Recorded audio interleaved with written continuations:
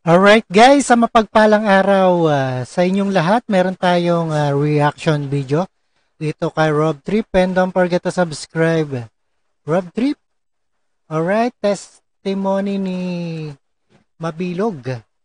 Ito ay isang bahagi umano ng demolition job versus kay Duterte upang sirain si Vice President Sara Duterte. Alright, at panoorin po natin yan. At ito ay isang tinutukoy ni Bato na sirain ang para sa 2028 presidential election. At gusto ni Tambaluslos ay maging presidente. At ito nga. At panoorin po natin yan. And without further ado, let's do watch. Alright, let's get it on.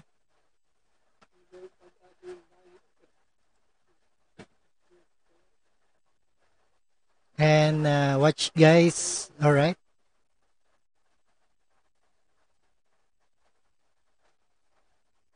Sa 2028 national elections.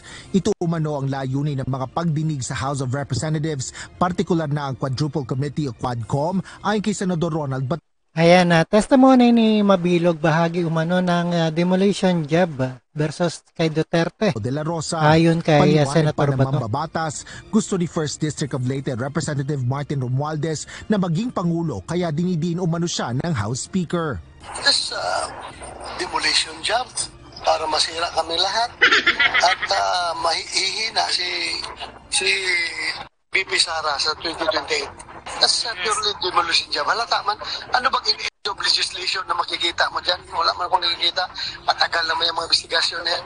Sa kabila nito, iginiit ng dating Philippine National Police Chief na hindi niya kailangang linawin ang sarili niya sa Quadcom dahil ayaw niya ring masira ang tradisyon ng interchamber courtesy.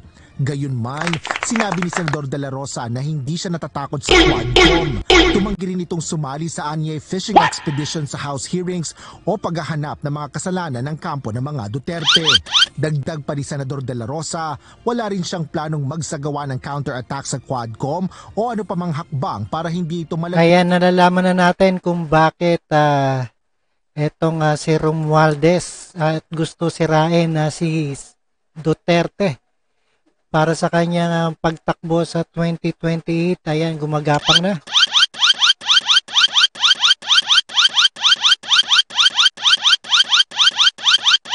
Alright. At maraming salamat sa inyong panonood at pakinig dito kay Road Trip. And see us again sa ating reaction video. And Pizzo. Halatang naisirain ng kampo ng mga Duterte at pahinain si Vice President Sara Duterte sa 2028 national elections. Ito umano ang layunin ng mga pagdinig sa House of Representatives, partikular na ang Quadruple Committee o Quadcom, ayon kay Senador Ronald Bato de La Rosa. Paliwanag pa ng Mambabatas, gusto ni 1st District of Leyte Representative Martin Romualdez na maging Pangulo, kaya dinidiin umano siya ng House Speaker. This demolition job para masira kami lahat at mahihina si BP Sara sa 2028. That's purely demolition job. Halata man, ano bang in-job legislation na makikita mo dyan? Wala man akong nakikita. Matagal naman yung mga investigasyon na yan. Talagang halatang-halata ang pagsira ni Romualdez sa mga Duterte. Bila nito, iginiit ng dating Philippine National Police Chief na hindi niya kailangang linawin ang sarili niya sa Quadcom dahil ayaw niya ring masira ang tradisyon ng interchamber courtesy. Gayunman, sinabi ni Senador De La Rosa na hindi siya natatakot sa Quadcom. Tumanggi rin itong sumali sa anyay fishing expedition sa House hearings o paghahanap ng mga kasalanan ng kampo ng mga Duterte. Dagdag pa ni Senador De La Rosa, wala rin siyang planong magsagawa ng counterattack sa Quadcom o ano pa mang hakbang para hindi ito malaglag sa 2025 re-election. More than anything else, yung malaglag man ako, hindi. Ang concern ko is I have to live longer to see my apo. May apo growing up. Kaya mas concern ako sa health ko kaysa dyan sa papanahon. Yan, tama yan. At maging Ayan, maayos ang retirement ni Bato kung sakaling hindi siya malaglag siya sa eleksyon. Sa next year's election. Samantala, Next year election sa Senado, itinanggi ni Senador. Senador Bato de la Rosa ang umano'y planong ipaturo sa nooy dating mayor ng Iloilo City na si Jed Mabilog na ilang opisyal bilang drug lord. Aniya, wala siyang intensyon na ipaturo sa kanya ang mga taong matitino at wala sa ugali niya ang gayon. Meron bang ginawa si President Duterte na gano'n noon? Wala naman. Imposible naman niya mangyari. Paano mo idadama yung si Senator Delon at si Marrojas? Anong basis mo nga kung gusto mo idawit? Di ba? No. Walang ganun.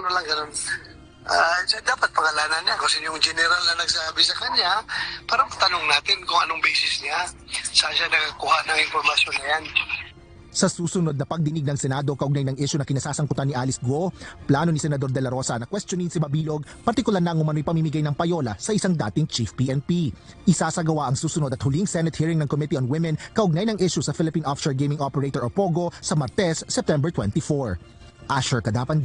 Alright, napakinggan at napanood po natin na ito ay isang testimony ni Mabilog. Bahagi umano ng demolition job versus kay Duterte. Alright, ito ay isang pinahayag ni Ronald Bato de la Rosa sa gitna ng pandinig ng House of Representatives kaugnay ang war on drugs na nakaraang administrasyon. Alright, maraming salamat sa panonood at pakikinig. And don't forget to subscribe and support this channel, Rob Trip. And peace out.